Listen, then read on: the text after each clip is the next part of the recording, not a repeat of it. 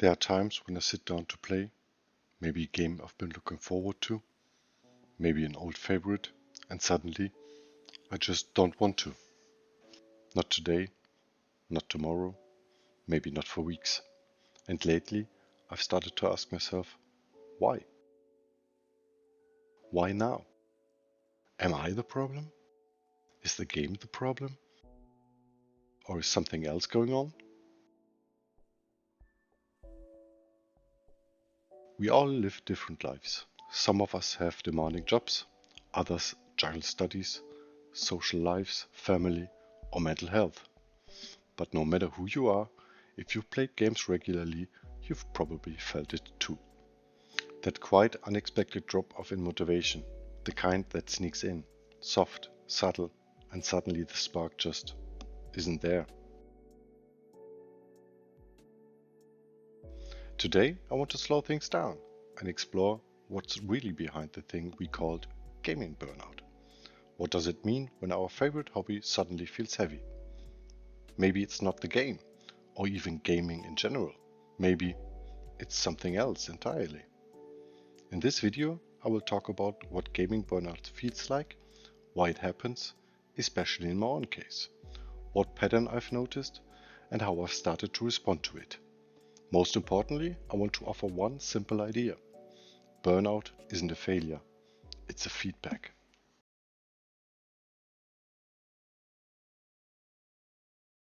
Let's start with the feeling. Gaming burnout is often quiet. It doesn't show up with a bang or fireworks, more like a whisper. You open the game, you stare at the title screen, you load your save, and sit there. Eventually, you close it again.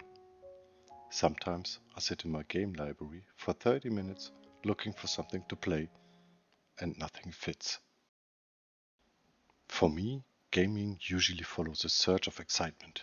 I binge a game, dive deep, obsess over systems. I'm watching YouTube guides, making builds, maybe even using spreadsheets. And then, crash! No more drive, just stillness.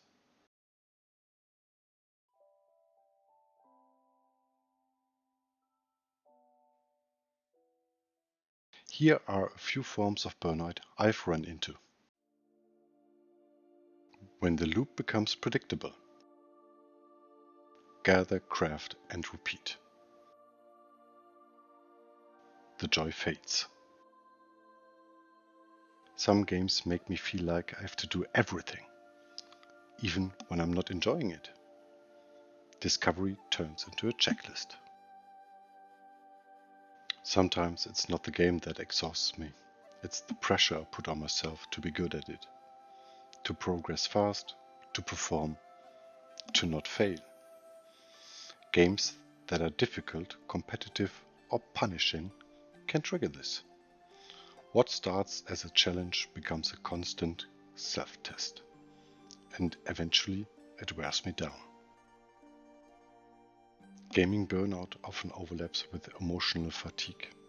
When I'm low, games can stop being comfort and start feeling like noise. Too much screen time, poor sleep, no movement. My body eventually says no, but I mistake it for not liking the game. And sometimes burnout isn't loud, it's just absence. The game no longer works as an escape, and suddenly I don't know what else to do. I've realized most gaming burnout isn't really about the game. It's about how I'm using the game and what I expect the game to do for me. Games give us control, progress, clarity, especially when real life feels messy and uncertain. But when I rely on games to be my main source of structure or reward, I start asking too much of them.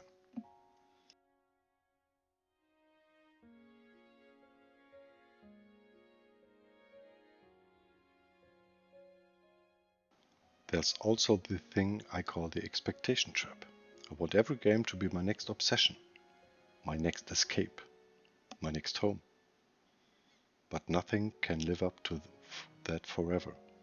And maybe nothing should. And that's okay. Some games are meant for 10 hours, not hundreds. Another ironic one, the productivity mindset.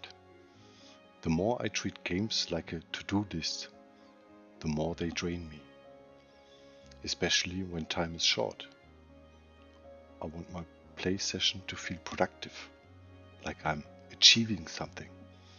But chasing efficiency makes me forget to enjoy the moment. When gaming becomes just another checklist, it stops being play.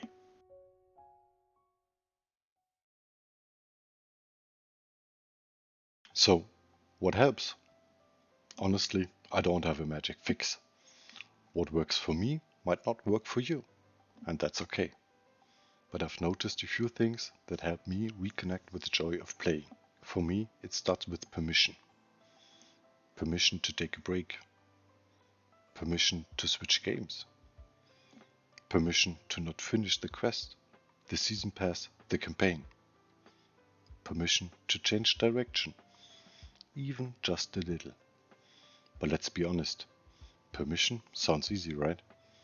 In practice, it isn't, especially when gaming has been your go-to comfort, your routine. Changing something familiar, even a little, can feel harder than quitting entirely. So the real question is, what now? What could feel different?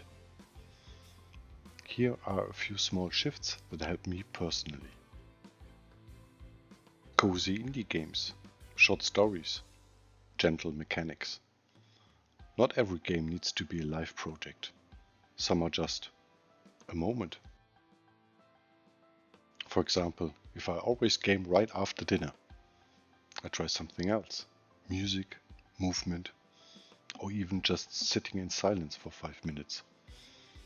Sometimes it's not the game. It's the ritual around it that needs changing. No pressure to progress, just existing in a familiar world can feel grounding. Games are a part of life, not all of it. When I'm overwhelmed, I give myself space. And more often than not, the joy returns on its own, when I'm ready. Burnout doesn't mean you've stopped being a gamer. It just means your inner world is asking for something different, at least for a little while. Here are a few gentle ideas, things that have helped me reconnect with myself outside of gaming. Read a book, fiction or non-fiction, something immersive or something light. Watch a movie, not for background noise, but to actually sit down and enjoy the story. Go for a walk, no destination, just motion. Put on headphones, good music, or a podcast that inspires. Cook something, journal, sketch, even badly. Anything that shifts the energy. You don't need a grand replacement. You just need something that gives your mind a new shape to explore.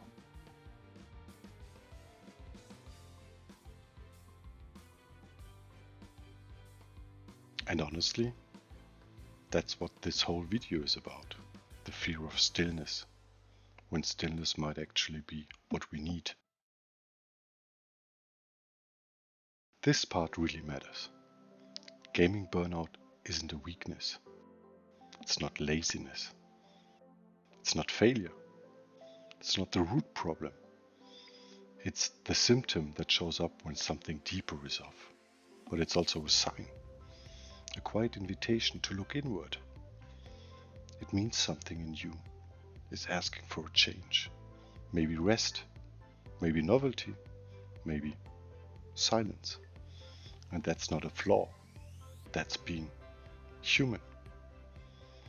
Burnout isn't the end. It's an invitation to listen, to pause, to ask what matters next. So, have you felt this too? dropped a game you loved and didn't know why? What helped you? What made it worse? If this resonates, feel free to share your story in the comments, or not. This isn't about algorithm, it's about honesty. And hey, if you'd like to see more quiet reflections like this, maybe consider liking or subscribing. Thanks for being here, and just one more thought.